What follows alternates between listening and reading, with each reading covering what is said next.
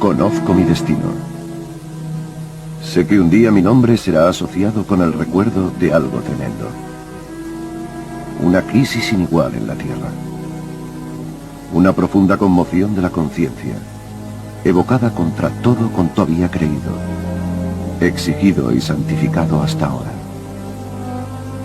Donde los demás ven ideales, yo solo veo lo que es humano. Demasiado humano.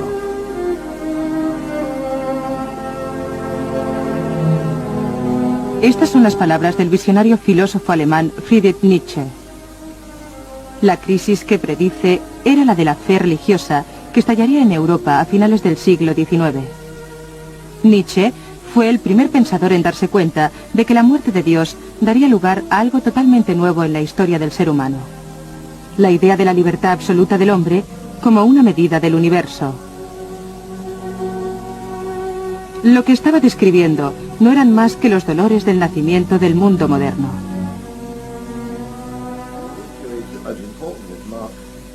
En la evolución del pensamiento del siglo XX, Nietzsche es tan importante como Marx, Freud y Einstein. El efecto principal de Nietzsche en el siglo XX ha sido un tremendo relajamiento de las certezas morales e intelectuales. La gente ya no sabe distinguir entre el bien y el mal, entre lo que está bien y lo que está mal. Dios ha muerto. Y Dios sigue muerto, porque nosotros le hemos matado.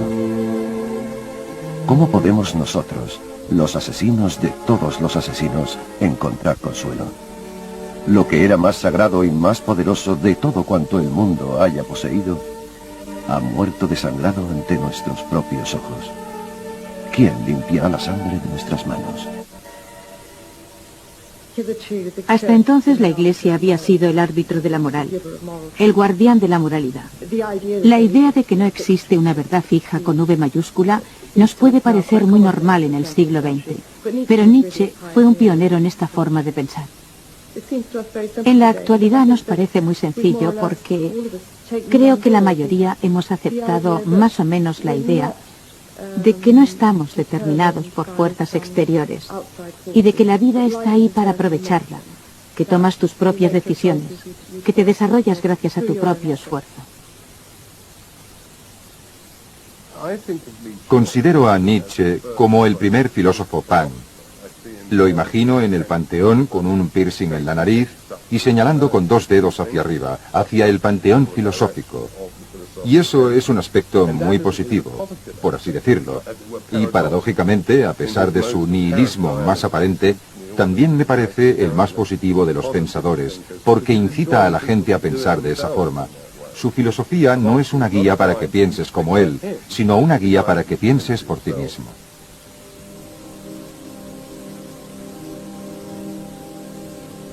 Aunque Nietzsche fue un gran libertador, la clase de libertad que ayudó a nacer también era una carga terrible. Era muy consciente de que la muerte de Dios había dejado un vacío donde antes existían certezas. Y para llenarlo, intentó algo que nadie había intentado antes. Y por ello, pagaría un precio muy alto. Quería ser el moralista de la nueva sociedad post-Dios, por lo que se fijó una tarea imposible de realizar. Nadie podía realizarla. Y sin sugerir crudamente o de forma simplista que se escabulló refugiándose en la locura, sí, creo que una huida de sí era inevitable. Lo que ocurrió en la mente de Nietzsche en esos últimos y decisivos días, antes de ser encontrado en estado de demencia, es casi el argumento de una obra teatral. Tanto si esos últimos días reflejaban un horrible despertar o una reevaluación de sus propios valores como si no. El trascendental viaje filosófico de Nietzsche terminó a la edad de 44 años con la locura. ¿Hasta qué punto la responsabilidad que se había impuesto como pensador le destruyó como ser humano? ¿En su travesía a lo desconocido? ¿Llegó a descubrir la verdad fundamental de lo que significa ser humano? ¿Demasiado humano?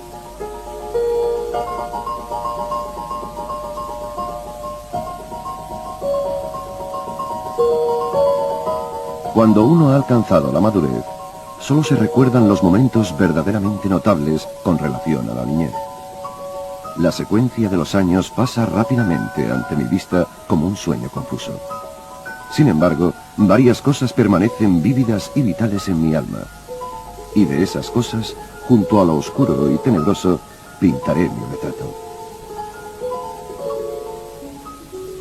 Nací en Rocken, Lusacia, el 15 de octubre de 1844. Me bautizaron con el nombre de Friedrich Wilhelm. Mi padre era el pastor de su pueblo. Fue la perfecta imagen de un pastor de pueblo, con dones en el espíritu y el corazón, adornado con todas las virtudes de un cristiano. Llevó una vida tranquila y sencilla, pero feliz.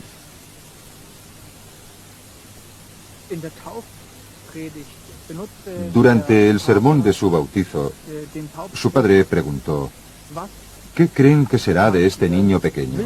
¿El bien o el mal? Y describió todas las cosas que podían pasarle a un niño pequeño. Los pecados y las tentaciones con que podría encontrarse un ser tan pequeño.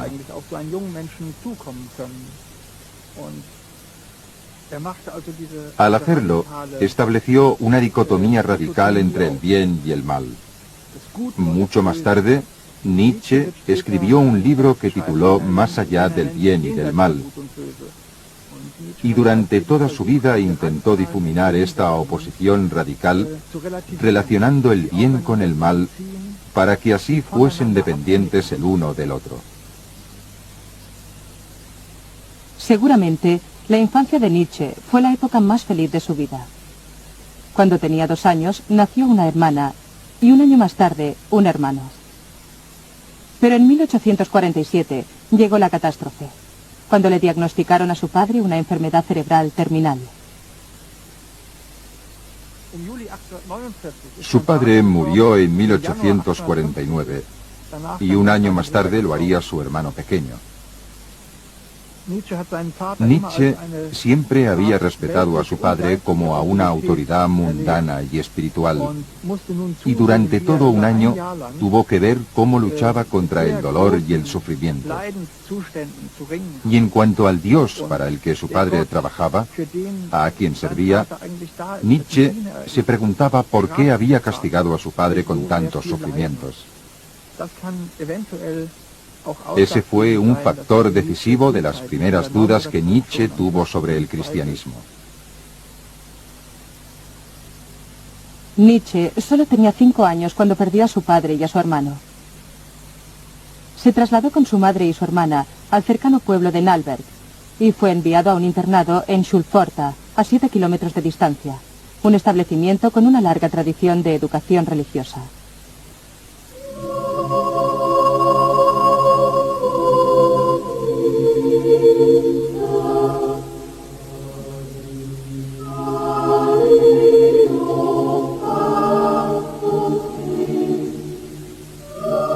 Cuando nos trasladamos a Nalberg, empecé a mostrar mi carácter. De muy joven había experimentado una considerable tristeza y dolor, por lo que no era tan alegre y alocado como normalmente lo son los niños. Mis amigos del colegio se burlaban de mí debido a mi seriedad. Desde la niñez buscaba la soledad y me encontraba mejor siempre que pudiera entregarme a mí mismo sin ser molestado.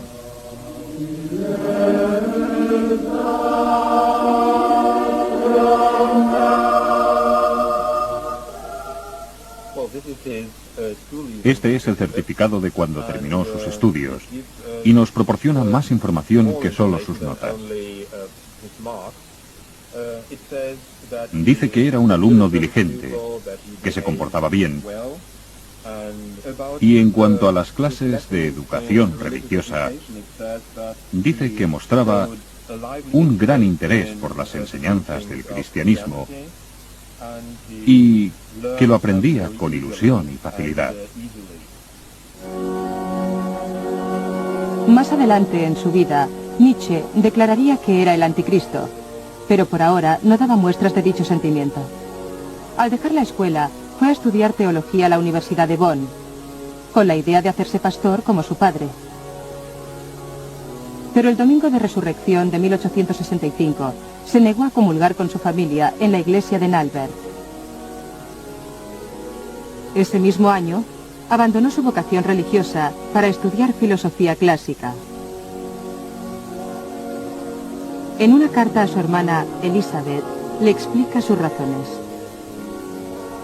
Te escribo esto, querida Elizabeth, solo para contrarrestar las pruebas más comunes de los creyentes. Toda verdad es infalible.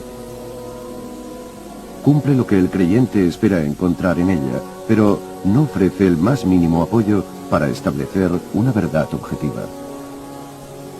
Aquí, los caminos del hombre se dividen. Si quieres alcanzar la paz y la felicidad, ten fe. Si quieres ser un discípulo de la verdad, búscala. A menudo encontramos en Nietzsche una crisis y una reacción retardada a ella. Y este también es el caso del abandono de la religión, por lo que el anticristo, que es su expresión más explícita contra el cristianismo y contra la religión en general, llega 20 años después de que haya abandonado la fe. Escribe sus trabajos como monumentos conmemorativos de su crisis. El ataque más provocativo de Nietzsche contra la religión llega con la parábola del loco, escrita a finales de su vida, en la que proclama la muerte de Dios.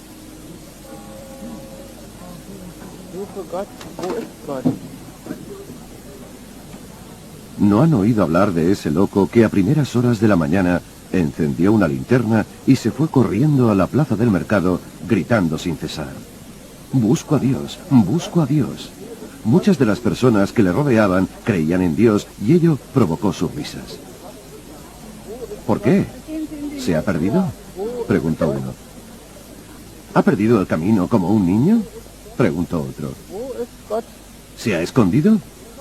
El loco saltó entre ellos y los atravesó con su mirada. ¿Dónde está Dios?, gritó. Yo os lo diré.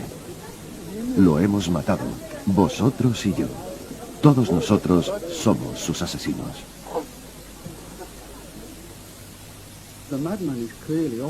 Es evidente que el loco advierte que se va a producir un tremendo cataclismo.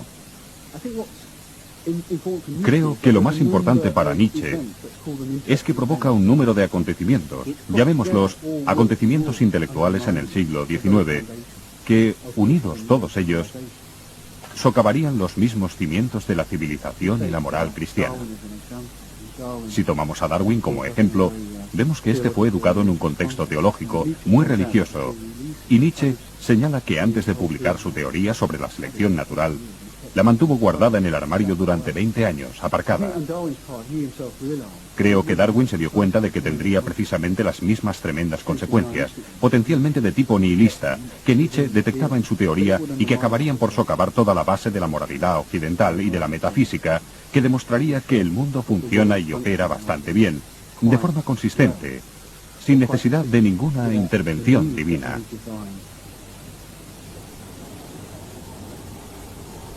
En 1869, 10 años después de que Darwin publicara El origen de las especies, Nietzsche fue nombrado profesor de filosofía clásica en la Universidad de Basilea. Se había liberado de las trabas del cristianismo, pero ahora buscaba algo con que reemplazarlo. Sin la sanción o el castigo divino, el sufrimiento humano era incomprensible. Nietzsche buscó la respuesta en la filosofía y encontró la doctrina del pensador ateo alemán Arthur Schopenhauer. En él encontró el consuelo que tanto deseaba para poder darle sentido a un universo sin Dios. Una vez Nietzsche reconoce que ya no se puede creer en el benevolente Dios cristiano, es lógico que le atraiga la filosofía de Schopenhauer. La filosofía de Schopenhauer es pesimista por necesidad.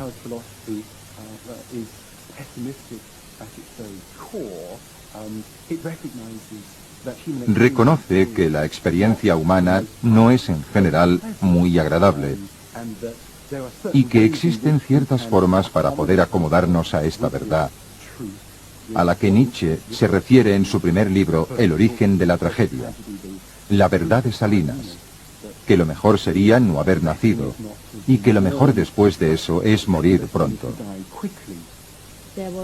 Según Schopenhauer, había una forma de escapar del sufrimiento, aunque solo fuera momentánea, y era por medio del arte. El arte jugaba un papel muy importante, sobre todo la música. Durante la experiencia musical se podía superar el sufrimiento terrenal durante unos momentos. Para Nietzsche, donde mejor se podía demostrar la teoría de Schopenhauer era con la música de Richard Wagner. Nietzsche vio 3 veces su ópera Tristán e Isolda.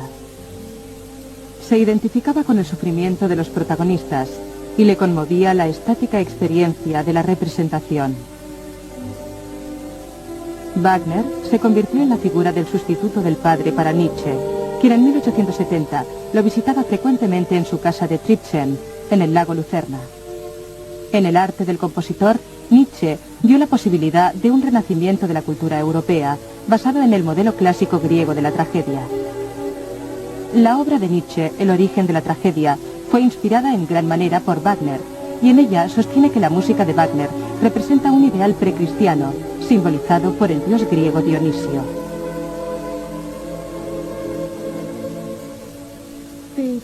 La cultura dionisíaca era salvajemente enérgica, salvajemente musical. Nietzsche siempre la relacionaba con el baile, como efectivamente lo estuvo históricamente. Estaba también relacionada con la embriaguez, la intoxicación, los excesos, la alegría y la absoluta insensibilidad a la tristeza, el dolor y la tragedia.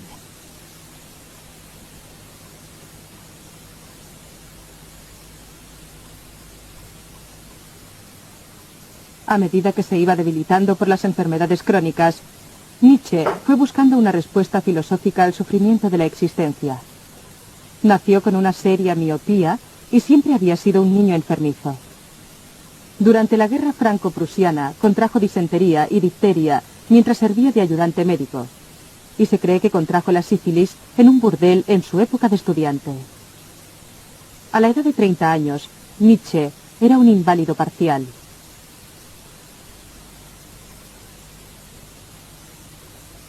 Cada 2 o 3 semanas paso 36 horas en la cama. Un auténtico tormento. Tal vez esté mejorando gradualmente, pero este invierno ha sido el peor. No dejo de pensar en el esfuerzo que representa pasar el día, y cuando llega la noche no queda ningún placer en la vida. Me sorprende lo difícil que resulta vivir.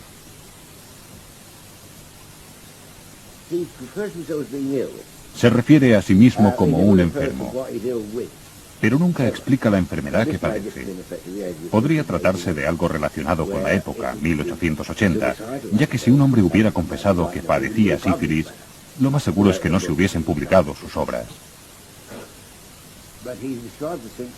Pero describe los síntomas con tanta claridad que resulta difícil creer que no se diese cuenta de que sus lectores, por lo menos los hombres, no supieran lo que estaba describiendo. Pero eso afectó profundamente su vida, dado que vivía como un inválido muchos días del año, por lo que había muchas cosas que no podía hacer. La enfermedad de Nietzsche iba a ser un punto decisivo en su vida, tanto física como filosóficamente. En 1876, en la inauguración del Gran Teatro de la Ópera de Wagner de Bayreuth, Nietzsche se marchó al terminar el primer acto de El Anillo de los Nibelungos, aquejado de una misteriosa enfermedad. Su relación con Wagner había sufrido tensiones debido a las objeciones de Nietzsche al creciente nacionalismo del compositor. Abandonar el teatro a media representación fue el colmo.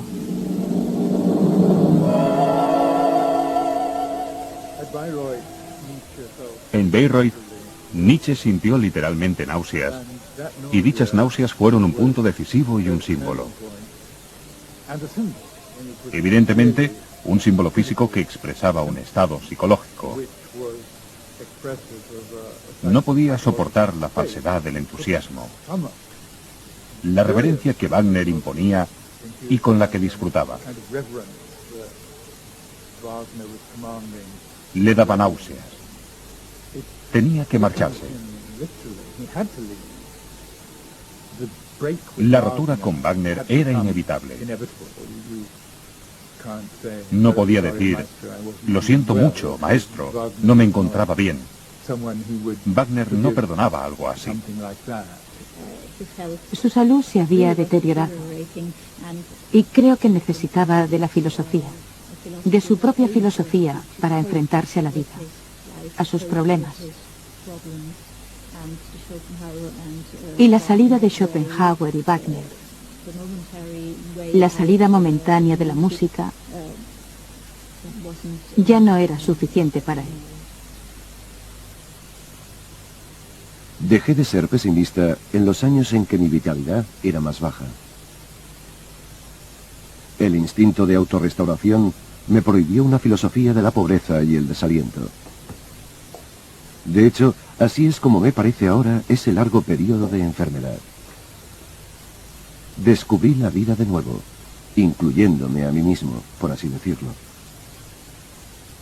Dediqué mi voluntad a la salud, a la vida, a una filosofía, a la voluntad de poder. En algún lugar dice, vosotros mismos sois esa voluntad de poder. Y creo que, en último término, Nietzsche pensó que la tarea era cuestión de autodominio, es decir, de adquirir una especie de conocimiento de sí mismo que no fuera meramente intelectual o abstracto, porque para Nietzsche todo conocimiento tiene sus raíces en el cuerpo. Por lo que para él, el autodominio implica adquirir tantos conocimientos como sea posible sobre el cuerpo humano, del cuerpo de uno mismo, de su fisiología y de su psicología.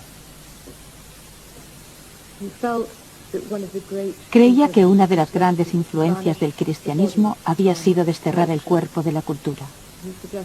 Llegó a sugerir que tal vez toda la filosofía occidental fuera un concepto erróneo del cuerpo, y consideraba que nuestra naturaleza física y nuestra naturaleza psicológica guardan relación con nuestra forma de pensar.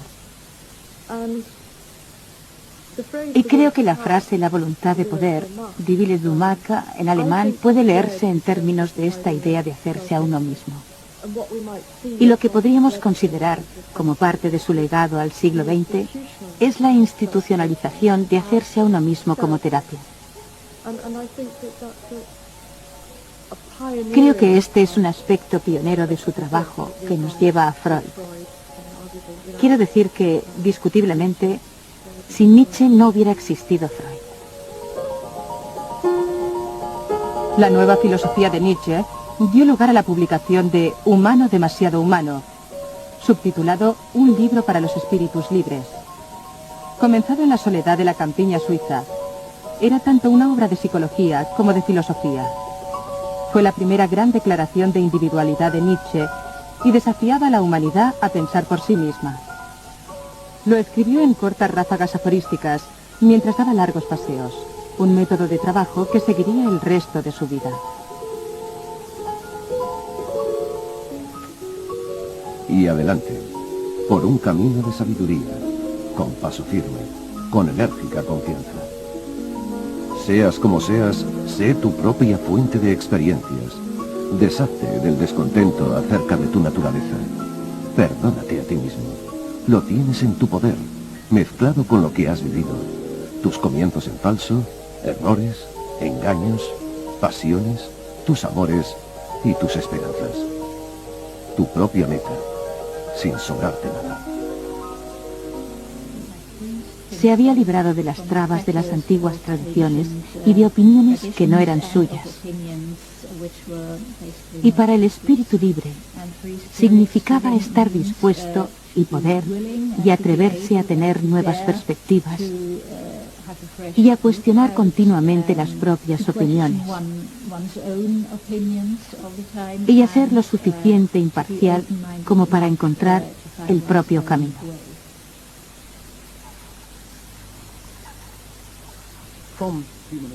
En efecto, desde humano demasiado humano, Nietzsche se destierra a sí mismo a la soledad. Es muy consciente de que el libro es muy polémico y de que al publicarlo, en 1878, se está aislando de muchos de sus amigos. El mismo Wagner vio el libro como una prueba de la inestabilidad mental de Nietzsche, por lo que éste se encontró cada vez más aislado.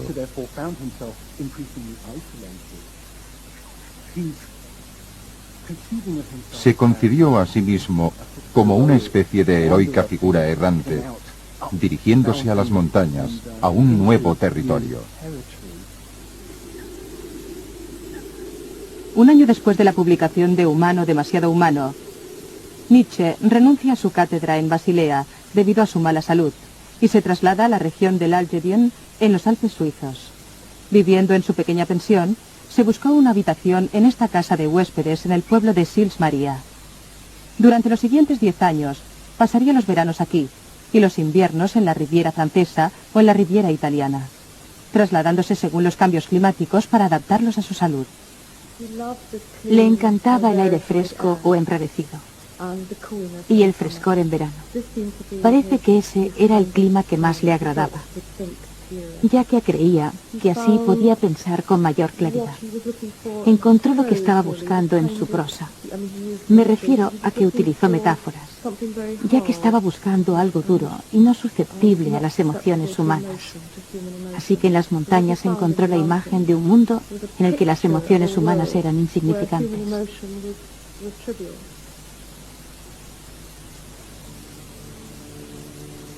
La filosofía, tal como yo la entiendo y he sentido hasta ahora, significa vivir voluntariamente entre el hielo y las altas montañas, buscando todo lo extraño y cuestionable que exista. Todo lo prohibido por la moralidad hasta ahora. El hielo está cerca. La soledad es tremenda. Pero ¿con qué sinceridad se ven las cosas bajo la luz? ¿Con qué libertad puede uno respirar? ¿Cuánto de lo que se siente yace debajo de uno mismo?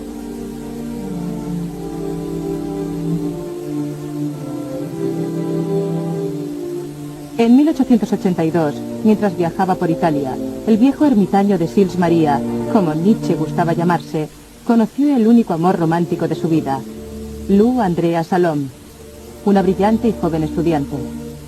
Aunque solo tenía 20 años, Nietzsche la describió diciendo que era tan sagaz como un águila y tan valiente como un león, y la consideró su protegida filosófica. Se la presentó a su amigo, el psicólogo Paul Rée, y durante todo aquel año, los tres fueron inseparables. Viajaron juntos por Italia, viviendo como espíritus libres.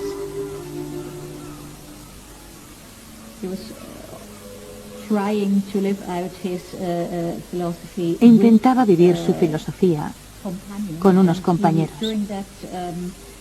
Y durante esas vacaciones aquí, en Italia, comentaba la idea de fundar una comunidad filosófica, casi religiosa, en un viejo monasterio o algo parecido. Era una de sus fantasías. Creo que no solo veía a Lou como la compañera ideal de dicha comunidad de eruditos, sino que se sentía atraído hacia ella como mujer. Nietzsche propuso en matrimonio a Lou Salomé, quien no quería casarse con él ni con nadie. Y llegó a proponer un ménage à trois con él y Rey. Poco después, se reunieron de nuevo en Leipzig, y luego Rey y Lou Salomé se marcharon. A medida que iba pasando el tiempo, Nietzsche se iba dando cuenta de que le habían abandonado. Estaba hecho una furia. Se odiaba a sí mismo, y sus cartas, en esta época, son muy convulsivas. En una de ellas dice: «Solo siento desprecio por parte de todos los que me conocen ahora. Era evidente que durante un tiempo se había vuelto loco. Este último bocado de la vida ha sido el más difícil de masticar, y aún es posible que me atragante con él. He sufrido con los recuerdos humillantes y atormentadores de este verano, como si hubiera sido un ataque de locura. Tengo que utilizar hasta el último gramo de mi autodominio. A menos que descubra el truco alquímico de convertir esta porquería en oro, estoy perdido. Escribió, si no soy capaz de convertir toda esa porquería en oro, estoy acabado. Con esa porquería se refería a su estado mental y emocional. Y lo hizo al escribir Así hablaba Zaratustra. Zaratustra es un personaje de ficción, aunque toma prestadas la mayoría de sus características del propio Nietzsche. Cuando Zaratustra tenía 30 años, se marchó de su casa y se fue a las montañas. Allí disfrutó de su espíritu y de su soledad, y durante 10 años no se cansó de ello. Pero al fin, su corazón cambió de parecer, y una mañana se levantó al amanecer. Se puso ante el sol y le habló de este modo. Fíjate bien, estoy cansado de mi sabiduría, como una abeja que ha reunido demasiada miel. Necesito manos extendidas para recibirlo. Así hablaba Zaratustra es la obra de un hombre aislado, y ello es evidente en la figura de Zaratustra, que tantos problemas tiene para encontrar discípulos. En el primer libro, predica a la gente del pueblo, al que ha descendido desde su solitaria montaña, y descubre que no quieren escucharle.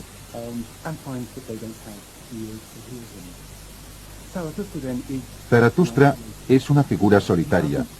No encuentra inmediatamente el público adecuado. El libro es, de algún modo, una búsqueda para encontrar al público adecuado y una búsqueda por parte de Zaratustra para averiguar cuál es su tarea. Cuando Zaratustra llega al siguiente pueblo, que se encuentra al borde del bosque, encuentra a mucha gente reunida en la plaza del mercado. Y Zaratustra le habla así a la gente. Escuchad, os enseñaré la doctrina del superhombre. La humanidad es algo que debe ser superado.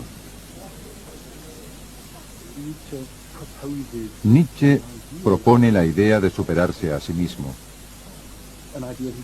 Un ideal al que llama el superhombre, no como un recurso metafísico fuera del individuo, sino en su interior. Es una noción paradójica, pero Nietzsche nos pide que lo consideremos. ¿Cómo podemos nosotros, los humanos, superarnos?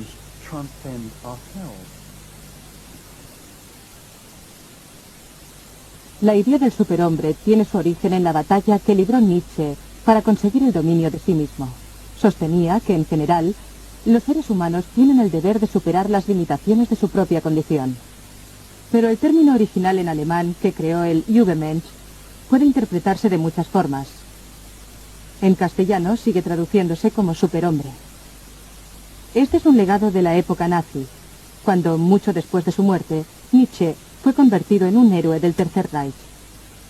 El superhombre de Nietzsche fue utilizado por la ideología fascista debido a las actividades de su hermana Elisabeth, que reeditó algunos de los escritos de su hermano para promocionar el ideal ario. El Übermensch no debería interpretarse mal, como hicieron los nacionalsocialistas cuando, por medio de su hermana, idolatraron a Nietzsche como padre espiritual de sus teorías raciales. Se trata de una mala interpretación. Übermensch significa superar, buscar un nuevo camino desprovisto de Dios. Se trata del hombre buscando un nuevo camino para seguir adelante en total libertad, y en este caso, sin Dios. Si se traduce superhombre como hombre superior, como algunos hacen, el Übermensch, las montañas son, en cierto modo, el mundo superior. Para Nietzsche representaban un lugar de trascendencia de uno mismo. Y lo opuesto era la tierra de abajo, la vida ordinaria, la vida vulgar, la que tenía que trascender.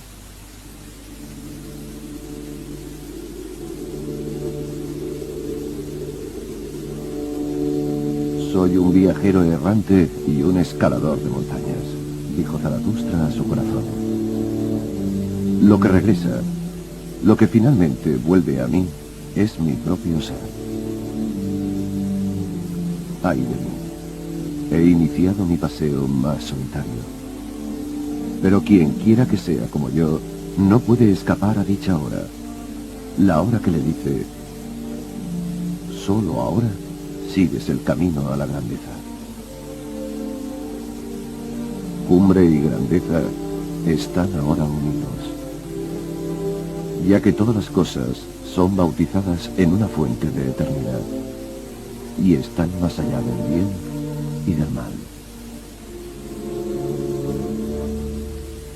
Al concebir un mundo más allá del bien y del mal, más allá de las efímeras preocupaciones de la condición humana, Nietzsche trasciende la porquería, como la llama él, de su propia experiencia vital y la convierte en oro filosófico. Pero ahora, viviendo virtualmente en absoluta soledad, en Sils Maria, sacrifica todo contacto humano en aras del mundo de su propia imaginación. La filosofía se ha convertido en su consuelo por una vida de decepciones y una soledad muy arraigada. Mi principal artículo de fe es que uno puede florecer entre gente que comparte idénticas ideas y una voluntad también idéntica. Yo no tengo ninguna. Esa es mi enfermedad. Si, adoptando una costumbre popular, recomiendo a Schopenhauer o Wagner a los alemanes, o conjuro a Zaratustra, estos son mis remedios. Sobre todo son escondites en los que puedo perderme durante algún tiempo.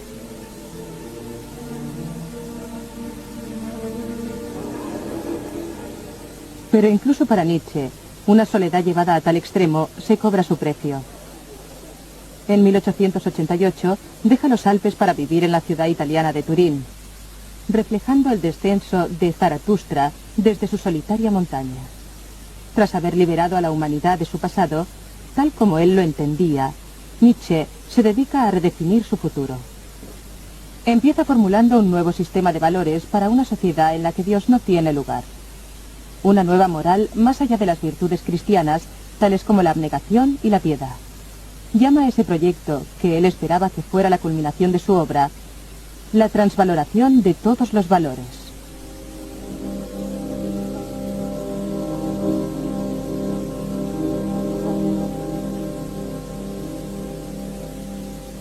¿Qué es el bien? Todo aquello que eleva el sentido del poder en el hombre, la voluntad de poder, el mismo poder. ¿Qué es el mal? Todo aquello que nace de la debilidad. ¿Qué es más dañino que cualquier vicio? La piedad activa ante todos los fracasos y todas las debilidades que conforman el cristianismo. El cristianismo es la religión de la piedad. Y cuando sentimos piedad, nos vemos privados de toda nuestra fuerza.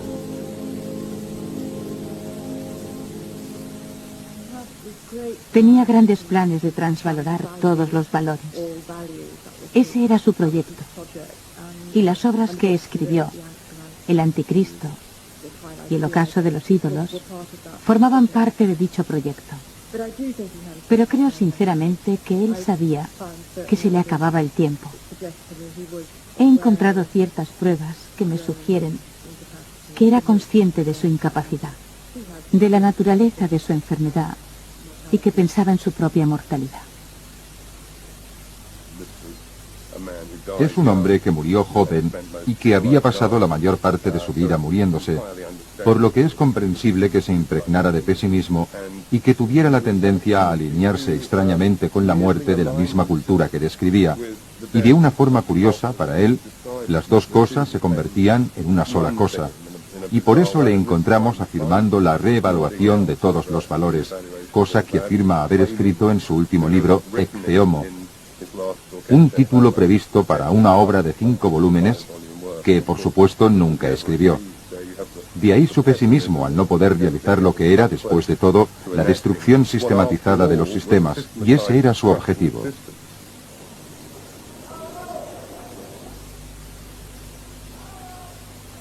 La transvaloración de los valores. Esa es mi fórmula para el acto de un reexamen supremo por parte de la humanidad. El destino ha querido que yo fuera el primer ser humano decente.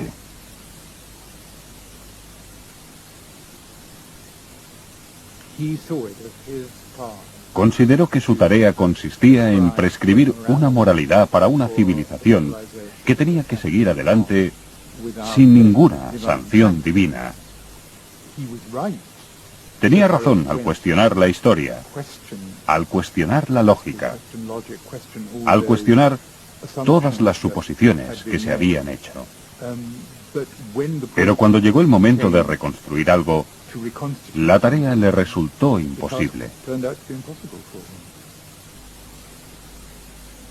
Tenía una inteligencia maravillosa, absolutamente maravillosa, pero esa misma inteligencia maravillosa le llevó a un callejón sin salida. Y si no hay salida, ¿qué se puede hacer?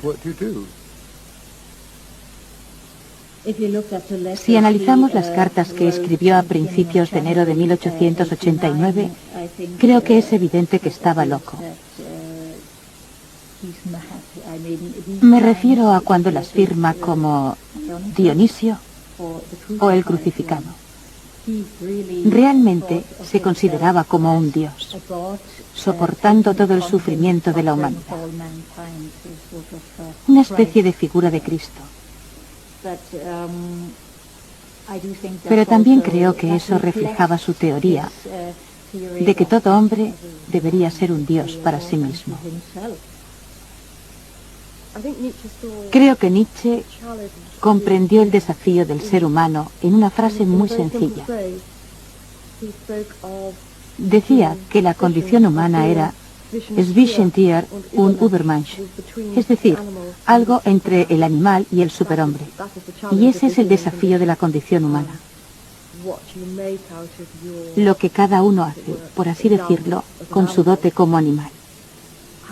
¿Hasta dónde puedes llegar en el camino para convertirte en un dios?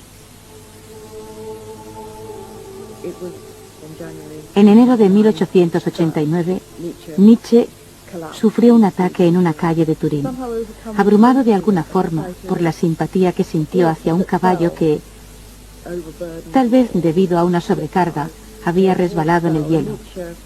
El caballo se cayó y Nietzsche se acercó a él y lo abrazó. Nietzsche era conocido como un filósofo opuesto a la piedad.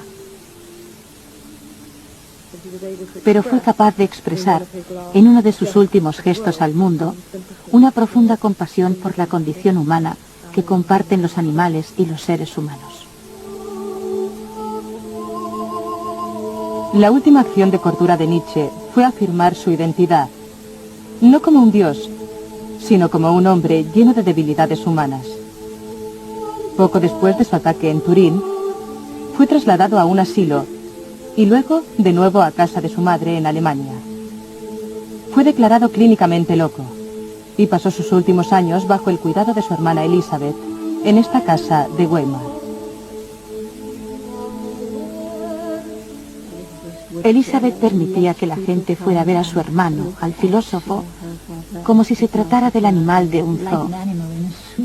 Y quién sabe, como alguien que estaba mentalmente en otro mundo. Se ha especulado mucho sobre la naturaleza de su enfermedad. Una parálisis progresiva que podría ser el resultado de una infección sifilítica. Pero hay ciertos detalles del diagnóstico que no encajan. Por ejemplo, el hecho de que viviera más o menos como un vegetal durante 11 años.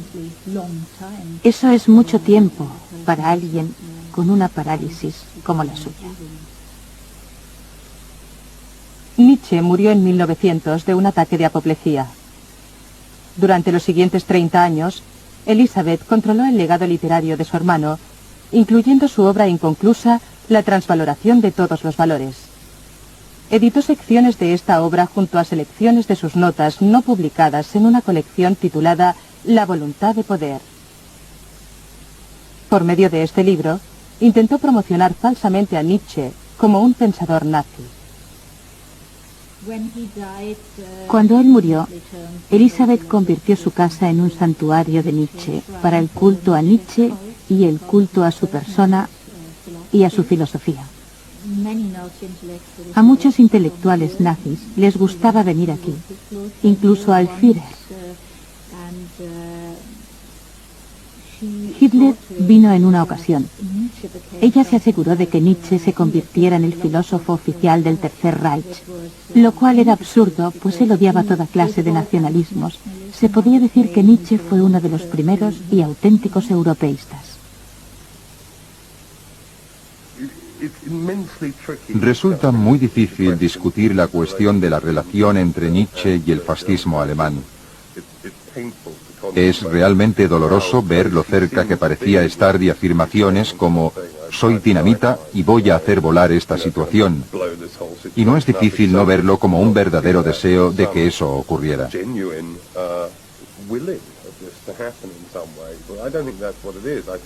Pero no creo que fuera eso. Creo que, en algún nivel filosófico, entendió la idea de que su filosofía representaba, al ser promulgada, el punto de ruptura, a partir del cual, del après moi le déluge, no veía que pudiera producirse esa posibilidad. Parece irónico que Nietzsche fuera tomado como un prototipo de fascista, porque, por supuesto, él se muestra enfáticamente en contra de cualquier cosa que denigre al individuo de esa forma. Él dice que si no se puede vivir más allá de o por encima de la ley, la obligación del filósofo es cuestionar todos los valores, lo cual significa que si tienes que vivir fuera de o más allá de las reglas, dice que si no puedes hacer eso, si como filósofo esa tarea es demasiado grande, entonces se debe crear otra ley, o de lo contrario, buscar el refugio en la locura. Y es interesante cómo interpretaríamos el significado del descenso de Nietzsche a ese agujero negro de la locura. ¿Acaso esa carga, esa responsabilidad le resultó demasiado grande y se derrumbó bajo el mismo peso de las cuestiones que se planteó a sí mismo? Tal vez esas cuestiones sean demasiado grandes para ser consideradas o pensadas por un solo individuo.